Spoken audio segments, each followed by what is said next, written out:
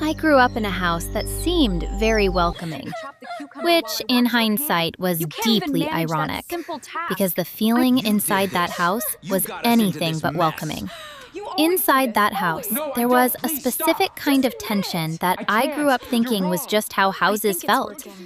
Like that low humming static feeling you get before a thunderstorm. That feeling was just the air in our home, every single day.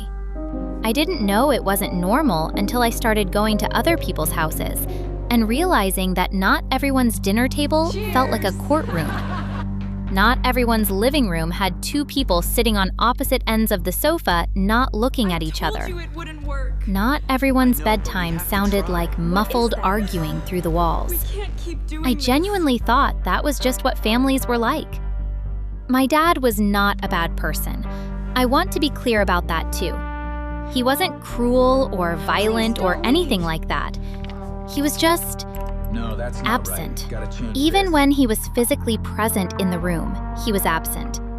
He had this way of looking at you while simultaneously not seeing you at all, like you were furniture, like you were part of the background that he had long since stopped registering. He worked a lot, or he said he worked a lot. We found out later that a significant portion of what he was doing was not what most people would describe as work in the traditional legal sense of the word, but we will get to that. So they fought. They fought the way people fight when they have been trying not to fight for a very long time, and the trying has finally run out. They fought loudly. They fought about money and time and attention and promises that had been made and broken so many times, the promise itself had worn thin. And I would lie in my bed and stare at the ceiling and count the cracks in the plaster and wait for it to stop. I got very good at waiting. I got very good at being still and quiet and making myself small so that none of the noise would touch me. That is important. That is the part of my childhood that actually saved me. Because when the house got too loud and the walls felt too thin, I would close my eyes and I would become a detective. Not just any detective, the detective Mrs. Finder. I had discovered Mrs. Finder when I was 8 years old, and I had never recovered. My grandmother had a collection of the original Mrs. Finder stories in these beautiful old hardback editions with the gold lettering on the spines. And one rainy afternoon, she sat me down. And that was it. That was the moment my brain rewired itself permanently. I was hooked. I was gone. I was a lost cause. And I have never once regretted it. There is something about Mrs. Finder that speaks directly to a child who feels like the world around them is chaotic and unpredictable and out of their control. Because Mrs. Finder looks at the chaos and finds the pattern. She looks at the mess and finds the logic underneath it. Let me see that. She looks at what everyone else has dismissed as insolvable and solves it. And for a little girl lying in her bed, listening to her parents argue through the wall, that idea, the idea that everything has a solution if you look closely enough and think clearly enough, that was the most comforting thing in the entire world. So I became a detective. In my own small, limited 8-year-old way, I became a detective. I started keeping a notebook. I observed things. I wrote down what I noticed. I noted when the neighbors left for work and what time they came home. I noticed when the cat from 3 doors down was pregnant before anyone else on the street knew. I figured out that the newspaper delivery boy was taking the Hendersons' newspaper before leaving it for them because the delivery times didn't add up with the condition the paper was always in. Little things, neighborhood things. But I was paying attention. I was always paying attention. And paying attention made me feel like I had some control over a world that otherwise felt completely random and frightening. I went through my whole childhood and most of middle school without a single close friend. That is not me being dramatic. That is just the truth. I was the girl who kept a notebook and talked about footprint analysis at the lunch table, and once brought a fingerprint kit to school for show and tell when we were supposed to bring something that represented our culture. I had to explain to my teacher that detective work was absolutely a cultural institution of the highest order. And she looked at me the way adults look at children when they don't know whether to laugh or call someone. I was strange. I knew I was strange. I had accepted being strange the way you accept any fundamental truth about yourself. It was just a fact. I didn't have a Watson. And I felt that absence every single day, like a small, persistent ache in the middle of my chest that I had learned to live around the way you learn to live around a bruise. Then high school started, and everything changed. And her name was Violet. The first day of high school is terrifying for everyone. I don't care how confident you are or how well you think you know yourself. The first day of high school is a specific kind of terrifying that no amount of preparation can fully address. For me, it was extra terrifying because middle school had been a 7-year exercise in being slightly on the outside of everything. And I was genuinely afraid that high school was going to be more of the same, just a bigger school with more people to be outside of.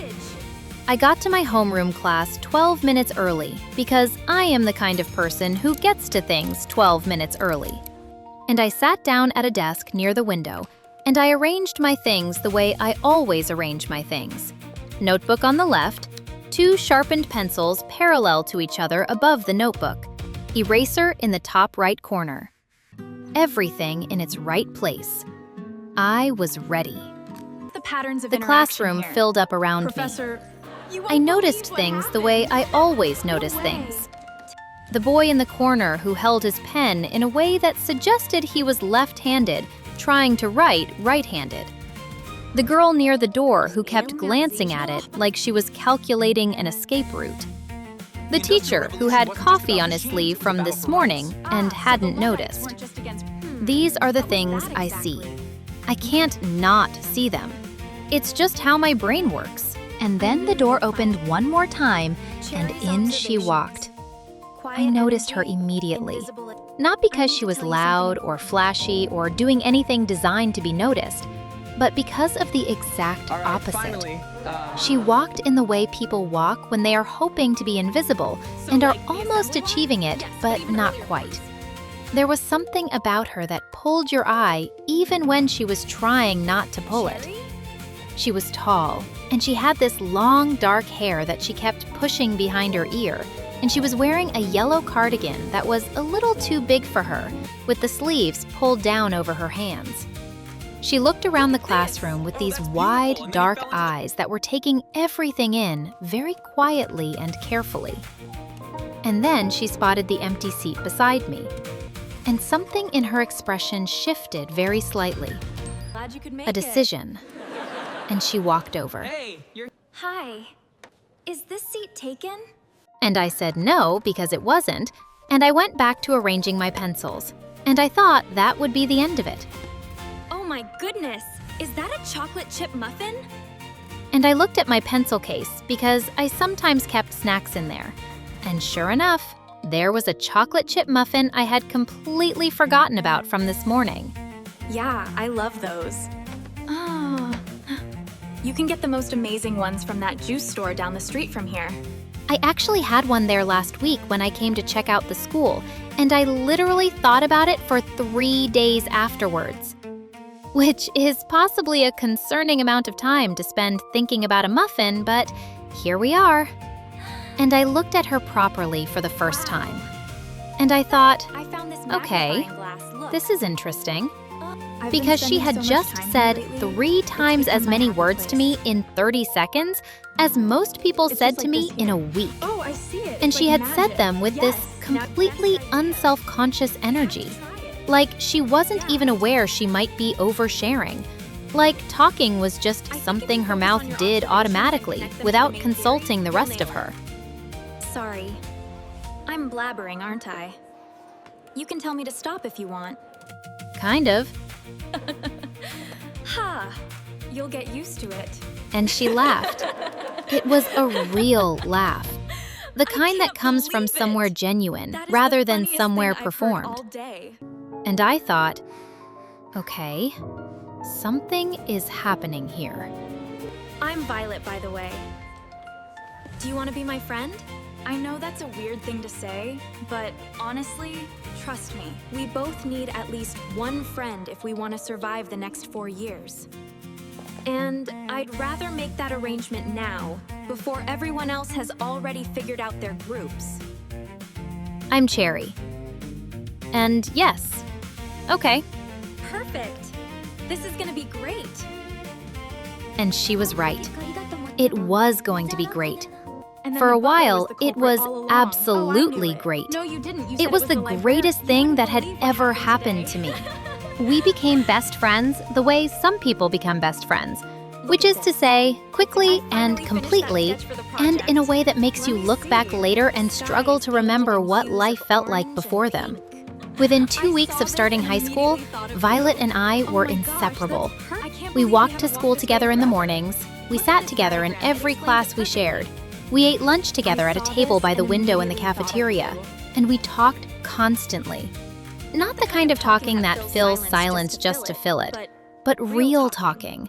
The kind where you say something and the other person actually hears it and responds to the actual thing you said rather than the thing they were already thinking about. Violet was warm and funny and deeply kind in a way that was completely natural rather than performed. She had this gift for making people feel seen. Not just me, everyone. She could walk into any room, and within 5 minutes, she had found the person who was most uncomfortable and made them feel a little bit better just by paying attention to them. It was its own kind of genius, and I admired it enormously. She thought my Sherlock Holmes obsession was the funniest and most endearing thing she had ever encountered, and she never made me feel embarrassed about it, which was new for me.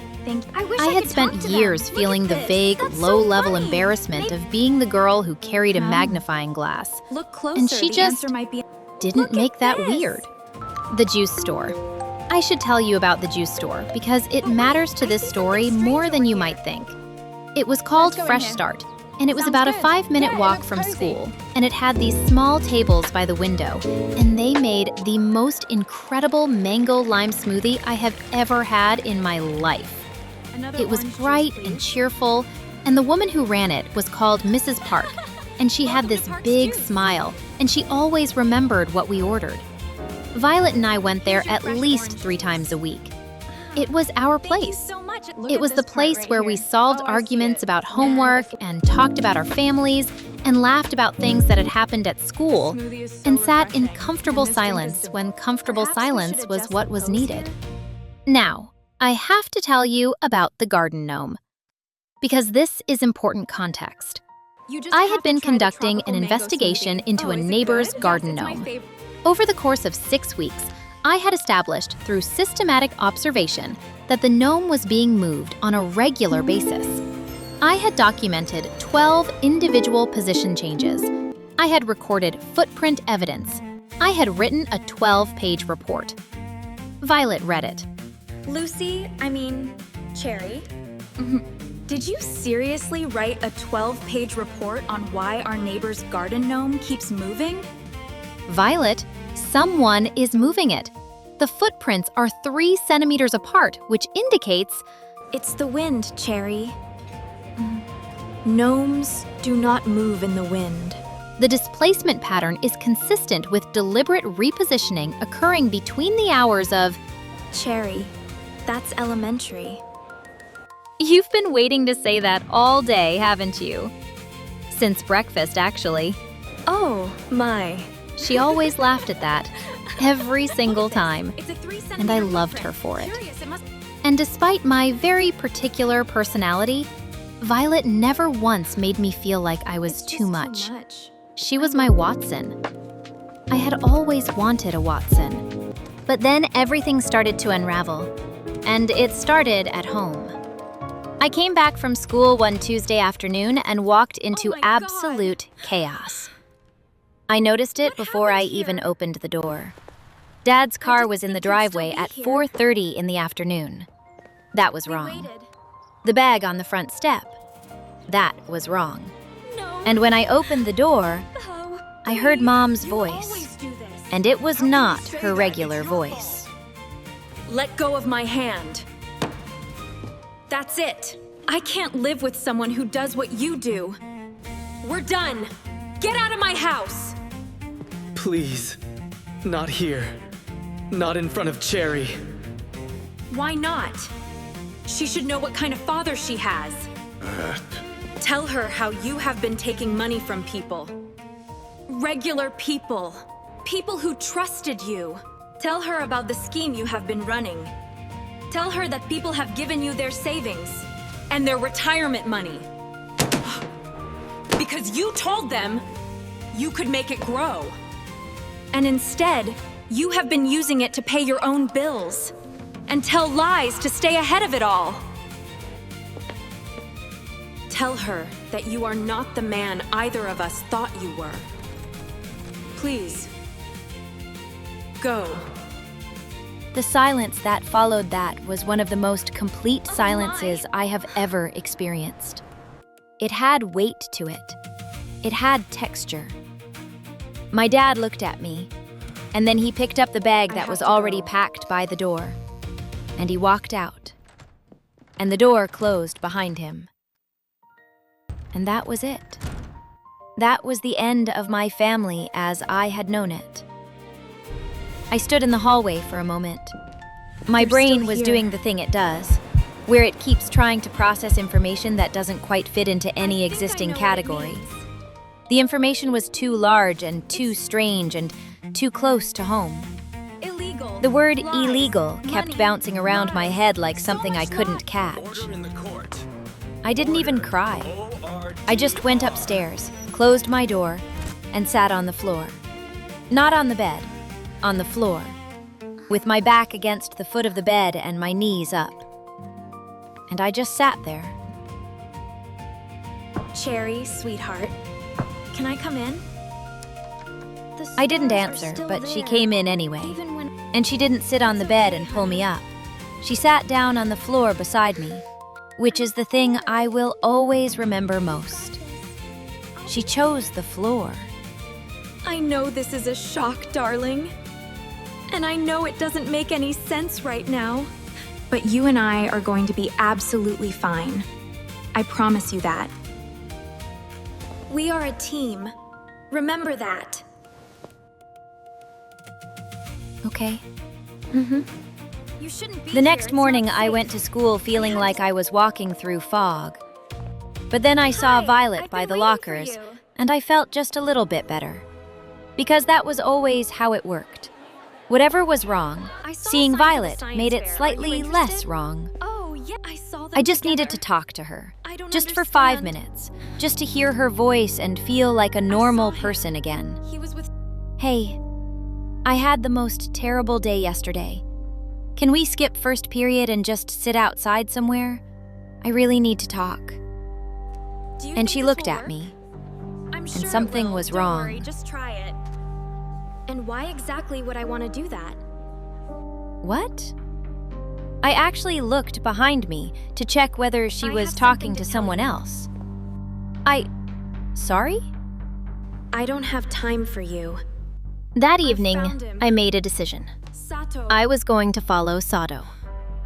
Because that is what you do when the evidence runs dry. You follow the suspect. I wore my most inconspicuous clothes. I had my phone fully charged. I had my investigation notebook. I had my small set of lockpicks. And I wore my hair up with 2 actual hairpins. Because a hairpin is never just a hairpin when you might need it. After school, I tracked him at a safe distance all the way through the school's main central hallway, through the long corridor that connects all the wings. Or they do. And I watched him lean against a wall at the far end near the maintenance corridor. And wait. And then they showed up. A group of older teenagers, each one looking more intimidating than the last. How you feeling about tomorrow night, boss? Pretty good. You have the motorcycle I asked for? Yeah, it's at Violet's place already. Just like you said. Perfect. I have been training Violet for 3 weeks. She can handle that route no problem. We are walking away with that prize money tomorrow. I can already feel it! And if she freezes up? She won't. I've made sure of that. Trust me. Everyone started cheering. So I got out of there before anyone saw me. I ran until I had to stop and catch my breath on a bench 2 streets away. Keep doing this. Violet was participating in an illegal motorcycle street race. Why? I had so many questions. But right now, the only thing on my mind was to save Violet. It's all here. The plan was simple. I was going to go early. I would find Violet before it started. And then I would get her out of there. Keep Part running. 1. We're almost Get there. Violet out safely first. I saw Part them. 2. What are you talking about? Only She was after there Violet with him. is Are you safe, sure? call the police. Oh my The God. order matters. It's Violet first. Everything else second. After. So the next evening, I went to the meeting point early and hid between 2 parked vans on the regular street. Are we Tommy, Sato was ready? We there. wait for the signal. His whole group was there. Grab the package and get out. It's not But that Violet simple. There was are patrols. nowhere. We need a distraction. I waited. 20 minutes. 30. And then I decided to shift position. And my foot caught the edge of a tree root, and I fell. No. And My every notebook. single head turned my way. Whoopsie. I was just checking for rats, actually. Completely rat-free situation here. You're welcome. Okay, goodbye. I spun around to run and came face to face with Violet. Cherry, what are you doing here? Violet, please listen to me. These people are using you. This isn't about money. This is an illegal race, and you are going to get in serious trouble if you stay here. You don't understand anything. You never do. My parents declared bankruptcy, Cherry. We might lose our house. I needed the money, and Sato was the only one who offered me a way out. He is a liar, Violet. Look at his face when he talks to you. He does not care about you. He cares about winning. You are just part of his plan. Okay, I've heard enough. Someone get her out of here. Wait, she's my... Someone grabbed my arm from behind and dragged me into a back room before I could say another word. The door slammed shut. I heard a lock click, and then silence. I pressed my ear to the door. You can't just lock her in there. She's my friend. Focus. You've got a race to win. She'll be fine. Come on. I tried to scream for help, but I gave up after a while and just sat down on the floor. How did I let this happen? Feeling sorry for yourself is not a detective strategy. I reached up and touched my hair, and there it was, my hairpin. I had read exactly 1 chapter in a Sherlock Holmes companion book about lock mechanisms, and I had thought at the time, well, that's interesting, but when would I ever need that? Now, Today, Cherry. You would need it today. I worked the hairpin into the lock and twisted and adjusted and twisted again. 9 minutes later, still going. Come on, come on, come on, come on. Yes! I knew I had it in me. I Got pushed it. the door open and ran. I could hear motorcycle engines starting up somewhere nearby. I followed the sound down the street to where the race was being set up. Floodlights, motorcycles lined up, people everywhere. And there was Violet, sitting on a motorcycle, helmet on, face completely pale. just for a moment. But before I ran to her, I did one thing first. Hello, yes, 911? I need police at the regular street near the edge of the neighborhood. Now. There is an illegal motorcycle race about to happen and there are minors involved. Please hurry. Can you give me your name? There is no time. You have the street. Hurry, please. I hung up and sprinted across the street, weaving between motorcycles and people until I reached Violet. They're still here, Scooter. Get off right the scooter right now. Right now, Violet, please. Cherry, how did you? There is no time. Police are coming. If you are on that motorcycle when they arrive, you are a participant. Get off. Now. Violet swung herself off the motorcycle, and I grabbed her hand and pulled her behind a huge trash can. One of those enormous green industrial ones behind the shops. Just as the distant sound of sirens started cutting through the noise of the engines. I could hear Sato shouting. Engines revving and then scattering. People running in every direction. And Violet and I crouched behind that huge trash can, completely still. Cherry, I am sorry. I am so sorry. Shh. Not yet. We can do the big emotional conversation when we are not hiding from the police and a motorcycle gang. Priorities, Violet. Only you would say something like that right now. I know. Once it was safe, we slipped out through a side exit and found a bench 2 streets away. I'm so sorry. The night wish I air could do was something cold, to help. and Violet's hands were shaking. Sato told me not to talk to you anymore. From the very first week, he said you would interfere. He said you were a bad influence. He said you were gonna hold me back. And I was so scared about my family's money situation that I listened to him. Cherry, I said terrible things to you. Unforgivable things. You were scared. And someone who seemed confident and in control told you what to do. I understand that more than you know. I have been so alone. And I missed you every single day. You are the best friend I have ever had, and I treated you like... Violet, stop. I'm here. I'm not going anywhere. That is what Watson's. You are completely unbelievable. I know. It's one of my better qualities. Look, my mom already said your family can stay with us for as long as you need. We have the spare room. It is not fancy, but it has a window. And I am right next door with my clue wall if you need me. You already asked your mom? I asked her 3 days ago, when I first started following Sato. I had a feeling. How are you even real? It feels We like sat on that everything is bench for a falling long apart. time, just I talking, understand. the way we used to. About everything and nothing. About our parents and I our never meant for fears this to and our happen. futures. And somewhere in the middle of all of it, Look at that I one. felt something settle back into place. I didn't do Sato was anything. picked Let up me by go. police that night, along with several members of his group.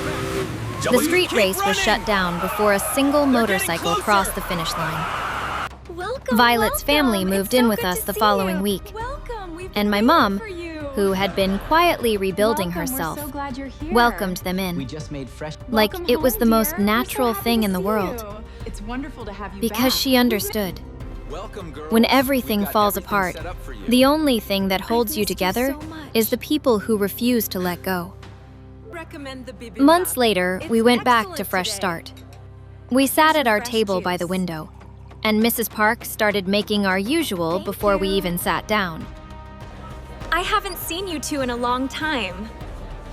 We've been going through something. Things have a way of getting better. Especially when you have someone fighting your corner.